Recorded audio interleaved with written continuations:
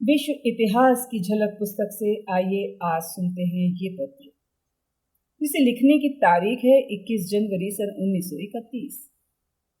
आज तुम्हारा पत्र आया जानकर खुशी हुई कि मम्मी और तुम अच्छी तरह से हो। मैं प्रार्थना करता हूँ कि दादू का बुखार उतर जाए और उनकी परेशानियाँ दूर हो जाएं।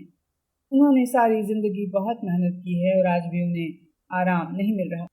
मालूम होता है तुमने पुस्तकालय से लेकर कई पुस्तकें पढ़ डाली हैं और तुम चाहती हो कि मैं 2-4 के नाम तुम्हें और बता दूं, लेकिन तुमने ये नहीं बताया कि तुमने कौन कौन सी पुस्तकें पढ़ डाली। पढ़ने की आदत अच्छी है, लेकिन जो लोग बहुत सी पुस्तकें जल्दी जल्दी पढ़ते हैं, मैं उन्हें संदेह की नज़र से देखता हूँ। मुझे शक होता है ये लोग पुस्तकें ठीक से नहीं पढ़ते हैं, उन पर सिर्फ सरसरी नज़र डालते हैं। अगर कोई पुस्तक पढ़ने योग्य है तो उसे सावधानी से और अच्छी तरह पूरी पढ़ना चाहिए। खैर, अभी तो तुम पढ़ती रहो।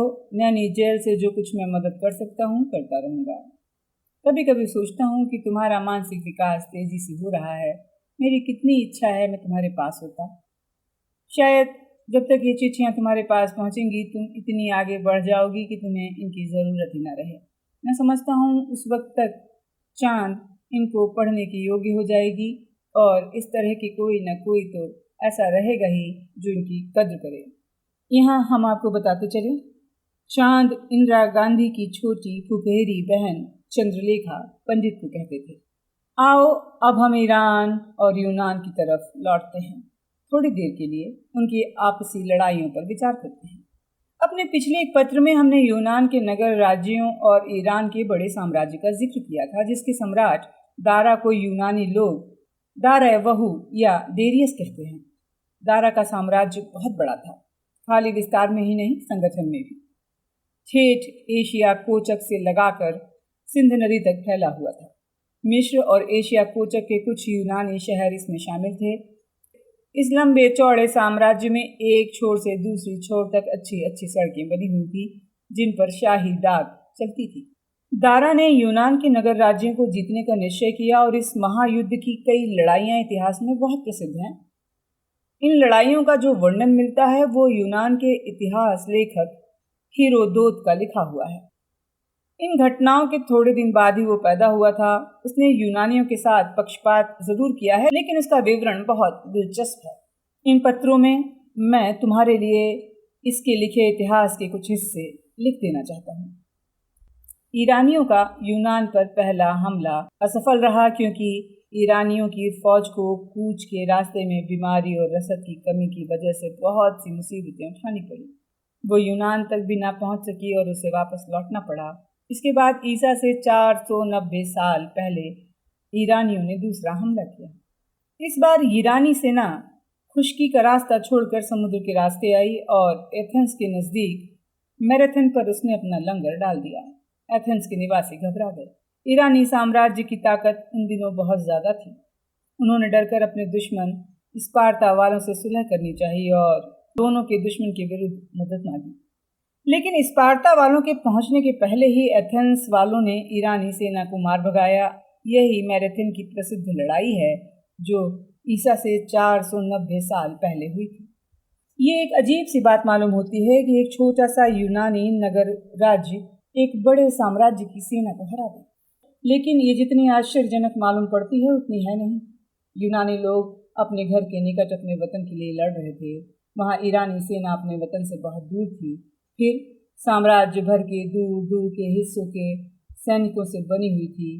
वे लोग लड़ते जरूर थे, लेकिन इसलिए कि उन्हें तनख्वाह मिलती थी। यूनान को जीतने में उनकी कोई खास दिलचस्पी नहीं थी। दूसरी तरफ एथेंस अपनी आज़ादी के लिए लड़ रहा था। उन्हें अपनी आज़ादी खो देने से मर जाना कहीं ज़्यादा पसंद था, और जो लोग किसी उद्देश्य के लिए मरने को तैयार रहते हैं उन्हें हराना आसान नहीं होता। इसी तरह दारा मैराथन में हार गया। इसके बाद ईरान पहुंचने पर वो मर गया और उसकी जगह अहसुर तख्त पर बैठा। उसे भी यूनान फतह करने की धुन सवार थी। उसने वहां भेजने के लिए एक सेना तैयार की। अब मैं तुम्हें हीरोदोत का बयान किया हुआ दिलचस्प हाल सुनाऊंगा। अर्थवानुस अहस्यूर का चाचा था। उसका ख्याल था कि ईरानी सेना को यूनान ले जाने में खतरा है, इसलिए उसने अपने भतीजे अहस्यूर को ये समझाने की कोशिश की कि वो यूनान से लड़ाई न छेड़े। अहस्युर ने उसे नीचे लिखा जवाब दिया, जो हेरोदत ने उल्लेखित किया है। जो कुछ आप कहते हैं उसमें कुछ सच्चाई तो है, लेकिन आपको हर जगह खतरे का डर नहीं रहना चाहिए और ना हर एक जोखिम का ख्याल ही करना चाहिए। अगर हर हालत में आप हर एक बात को तराजू पर तौलेंगे तो कुछ भी नहीं कर पाएंगे। भावी आशंकाओं में डूबे रहने और कभी तकलीफ न उठाने के बजाय आशावादी होकर आधी आपदाओं को सह लेना अच्छा है। आप पेश की गई हर तजवीज़ पर एतराज़ तो करेंगे, लेकिन ये नहीं बताएंगे कि कौन सा रास्ता अपनाना चाहिए, तो आपको ज़्यादा ही नुकसान उठाना होगा जितना कि उन लोगों को जिनका आप विरोध कर रहे हैं। तराजू के दोनों पड़ले बराबर हैं। कोई मानव निश्चयपूर्वक ये कैसे कह सकता है कि कौन सा पड़ला झुकेगा, वो नहीं जान सकता, लेकिन सफलता आमतौर पर उन लोगों के साथ रहती है जो कुछ कर दिखाना चाहते हैं, उनके साथ नहीं जो डरपोक हैं, जो हर बात को तौलते हैं। ईरान की सल्तनत कितनी बड़ी और ताकतवर हो गई है ये आप देखते हैं। अगर राजगद्दी पर मेरे पूर्वाधिकारी आप ही की राय के होते या उस राय को ना मानते हुए भी आप जैसे सलाहकार उनके होते, तो आज सल्तनत इतनी बड़ी नहीं हो सकती थी। जोखिम उठाकर ही उन लोगों ने हम लोगों को आज ये शान दी है। बड़ी बड़ी चीज़ें बड़े बड़े खतरे उठाकर हासिल की जा सकती हैं। मैंने लंबा उद्धरण इसलिए दिया कि उससे इस ईरानी बादशाह का चरित्र जितना स्पष्ट हमारे सामने आता है उतना किसी दूसरे वर्णन से नहीं। लेकिन बाद की घटनाओं ने अर्थवानुस की सलाह को ठीक सिद्ध किया और ईरानी सेना यूनान में हार गई। अहस्युर हार जरूर गया, लेकिन उसके शब्दों में जो सच्चाई थी उसकी गूंज अब तक सुनाई देती है। हमें ये याद रखना चाहिए कि अपने लक्ष्य तक पहुंचने के लिए हमको भी बड़े बड़े खतरों के बीच से गुजरना होगा। शहंशाह अहस्युर अपनी बड़ी सेना लेकर एशिया को चक पार कर गया और दर्रे दानियाल से, जो उस वक्त हेलेस्पोंट कहलाता था, उतरकर यूरोप पहुंच गया। कहते हैं रास्ते में अहस्युर त्राय नगर के उन खंडहरों को देखने गया जहां यूनान के शूरवीरों ने पुराने जमाने में हेलन के लिए लड़ाई लड़ी थी। फौज को उस पार भेजने के लिए दर्रे दानियाल के ऊपर एक बड़ा पुल बनाया गया था। जब ईरान की सेना पार उतर रही थी तो पास की एक पहाड़ी की चोटी पर संगमरमर के तख्त पर बैठकर अहस्युर ने उस पर नजर डाली और हेरोदात ने लिखा है, सारे दर्रे को जहाज़ों से भरा हुआ देखकर और एबिदोस के समुद्री किनारों और मैदानों को आदमियों से खचाखच भरा पाकर पहले तो अहस्युर ने अपने आप को धन्य माना और फिर वो रोने लगा। उसके चाचा अर्थवानुस ने, जिसने पहले यूनानियों पर चढ़ाई करने का खुला विरोध किया था, अहस्युर को रोता हुआ देखा तो पूछा, बादशाह, तू जो कुछ अभी कर रहा है और जो कुछ तू कर चुका है, इन दोनों में कितना फर्क है। अभी तो तूने अपने आप को धन्य माना था और अब तू आंसू गिरा रहा है।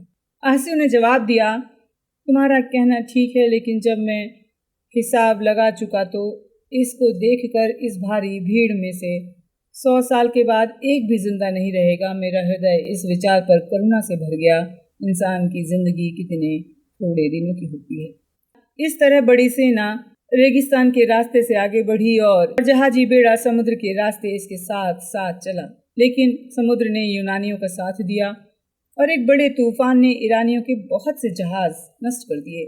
यूनानी लोग ईरान की बड़ी भारी फौज देखकर डर गए, इसलिए उन्होंने अपने आपसी झगड़ों को भुला दिया और हमला करने वालों के विरुद्ध हो गए।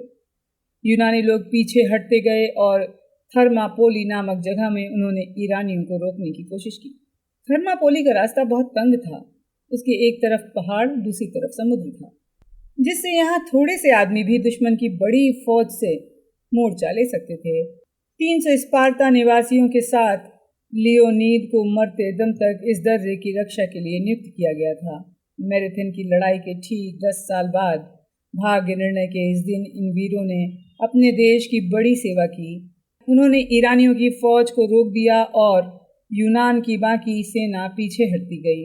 इस तंग घाटी में एक के बाद दूसरा योद्धा काम आता था, लेकिन जैसे ही एक मरता दूसरा उसकी जगह ले लेता। ईरानी सेना आगे नहीं बढ़ सकी। लियोनीद और उसके 300 साथी जब एक एक करके थर्मापोली में काम आ चुके थे, तब ईरान की सेना आगे बढ़ पाई। ये बात ईसा से 480 साल पहले की है, यानी आज से 2410 साल पहले। मगर आज भी इन लोगों के अदम्य साहस की याद में हृदय में बिजली सी दौड़ जाती है। आज भी थर्मापोली की यात्रा करने वाले डबडबाती हुई आंखों से लियोनीद और उसके साथियों के संदेश को पत्थर पर खुदा हुआ पढ़ सकते हैं। इस संदेश है, ओ राहगीर, स्पार्टा को जाकर बताना, उसकी आज्ञा का पालन करने वाले हम लोगों ने यहाँ अपने प्राण दे दिए हैं। मौत पर विजय पाने वाली हिम्मत अद्भुत होती है। लियोनीद और थर्मापोली अमर हो गए और उससे दूर भारत में भी जब हम लोग इन्हें याद करते हैं तो रोमांच हो जाता है। तब फिर ये कहना कठिन है कि हमारी भावनाएं अपने उन देशवासियों, अपने पूर्वजों जिनसे हमारा लंबा इतिहास भरा पड़ा है, जिन्होंने मुस्कुराते हुए मौत का सामना किया, उसकी खिल्ली उड़ाई, उनके प्रति क्या है। मौत को अपमान और गुलामी से ज़्यादा अच्छा समझा और जुल्म के सामने झुकने की बजाय उसको मिटाने के प्रयत्न में मर जाना ज़्यादा अच्छा माना। चित्तौड़ की उस अनुपम कहानी का, राजपूत वीरों और वीरांगनाओं की आश्चर्यजनक बहादुरी का विचार तो करके देखो। फिर आजकल के ज़माने पर भी नज़र डालो, हमारे उन साथियों पर विचार करो जिन्होंने भारत की आज़ादी के लिए मौत का सामना करने से मुंह नहीं मोड़ा। थर्मापोली ने ईरानी सेना को थोड़ी देर के लिए रोक ज़रूर लिया, लेकिन बहुत दिन तक नहीं। यूनानी लोग ईरानी सेना के मुकाबले पीछे हटते गए और यूनानी शहरों में हथियार डाल भी दिए। लेकिन गर्वीले एथेंस वासियों ने आत्मसमर्पण की बजाय ये ठीक समझा कि प्यारे शहर को बर्बाद होने के लिए छोड़कर वहां से चले जाएं। जनता शहर खाली करके चली गई। ईरानी लोगों ने उजड़े हुए नगर में आग लगा दी, मगर यूनानी जल सेना अभी हारी नहीं थी। इसलिए सेलेमिस टापू के पास बहुत बड़ी लड़ाई हुई। ईरानी जहाज नष्ट हो गए। इस तबाही से बिल्कुल हिम्मत हारकर अहस्युर ईरान वापस लौट गया। ईरान इसके बाद भी कुछ दिनों तक बड़ा साम्राज्य बना रहा, लेकिन मैराथन और सेलेमिस की लड़ाई के बाद उसके पतन की शुरुआत हो गई। ये नष्ट कैसे हुआ, इसके बारे में हम फिर विचार करेंगे। उस जमाने में जो लोग रहे होंगे उन्हें इस बड़े साम्राज्य को लड़खड़ा कर देखने में ताजुब जरूर हुआ होगा। हीरोदोत ने इस बात पर विचार किया और उससे एक नसीहत निकाली। उसका कहना है, किसी भी राष्ट्र के इतिहास की 3 मंजिलें होती हैं। पहले सफलता, फिर उस सफलता के फलस्वरूप अन्याय और उद्दंडता, और अंत में बुराइयों के फलस्वरूप पतन।